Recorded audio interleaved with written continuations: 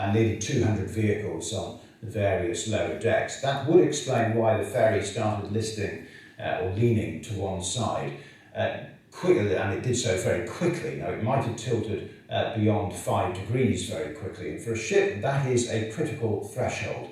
It won't swing back, it is a point of no return. Well, within 2 hours the ship had completely capsized and indeed sunk. Well, let's speak now to Professor Ed Galea, who's from the University of Greenwich. He's an expert in emergency procedures. Hello to you, joining us on a webcam. One of the aspects of this is that it seems that everybody was told over the tannoy system to stay still where they were. What is your reaction to that? Well, I think that's quite strange. The evacuation process on any large passenger ship it consists of 2 stages. In the first stage, you assemble the passengers, get them to their assembly stations, where it becomes easy for them to evacuate the actual vessel. And then the second phase is the abandonment. Now, you must get the passengers to a place of safety, to the assembly stations, as quickly as you can. Because once the vessel takes on a heel of, say, 20 degrees, it A, becomes impossible to launch the lifeboats, but B, it becomes very difficult for people to move to get to the place where they can abandon the ship. So really, you must start the assembly process as quickly as possible. Telling the passengers to stay where they are is a bit strange. Although I suppose you could argue that it was unusual for it to go so quickly, that the crew perhaps thought they had more time, and it may not have been obvious to everybody where they were meant to assemble. Well, this is part of the dilemma.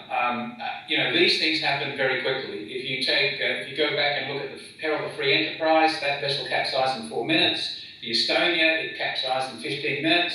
We know these things happen very quickly. And so, we should really be taking as many precautions as possible and at least starting the assemblies phase to get passengers into a place of safety where they can then abandon the vessel as quickly as possible. I mean, you have to imagine that once the ship is on a heel of, say, 20 degrees, it becomes virtually impossible to launch the lifeboats. And you can imagine if you have to travel from port to starboard side of the vessel through cross corridors. At 20 degrees it becomes difficult, but at 60 degrees, your cross corridors are virtually shafts, making it almost impossible for the passengers to get to the assembly stations. So you have to get the passengers assembled as quickly as possible. It's just, it has to be done. Would everybody have necessarily known where they were going to? Because this is a relatively short passage and the drills are different for that, aren't they? This is another problem I believe we have on these types of vessels. The IMO regulations are that you have to do an assembly drill for voyages that are 24 hours or longer. Now, this voyage is about 14 hours, so there would have been no legal requirement to do an assembly drill. Now, that means that the passengers on board really have no idea of what the evacuation process is, where the assembly stations are, or what they've got to do. They've got to go out of their way to read some instructions, which we know people don't do.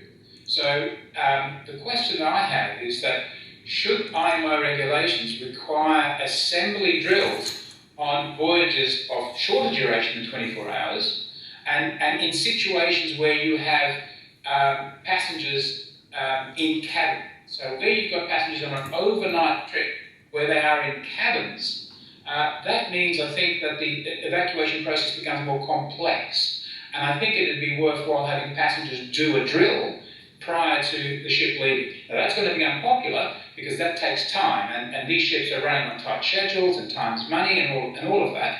But I think this incident, for example, points out that getting passengers assembled, especially in situations where things aren't going well, it's a difficult thing to do.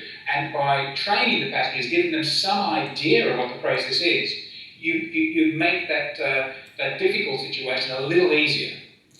Okay, well, and you're referring to the International Maritime Organisation, of course, IMO. Ed Galea, thank you very much indeed for that. Thank you. And just before we move on, in fact, there's breaking news on this from the Associated Press Agency. They are saying that prosecutors are asking the courts in South Korea for an arrest warrant for the captain. Now, the captain is out, he's been filmed covering his face. He's